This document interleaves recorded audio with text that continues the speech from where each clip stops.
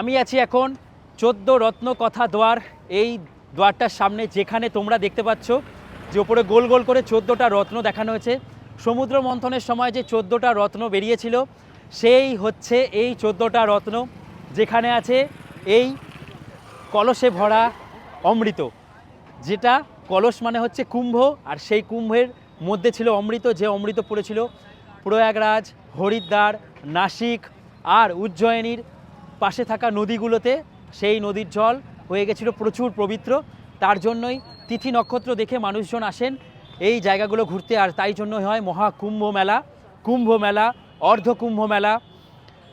এই হচ্ছে কিছুটা ইতিহাস। কি সুন্দর একটা গেট বানানো হয়েছে, যে গেটটায় আসলে তোমরা একসাথে কি কি বেরিয়েছিল সেই সমুদ্র মন্থনের সময় তোমরা একবারে দেখতে পারবে।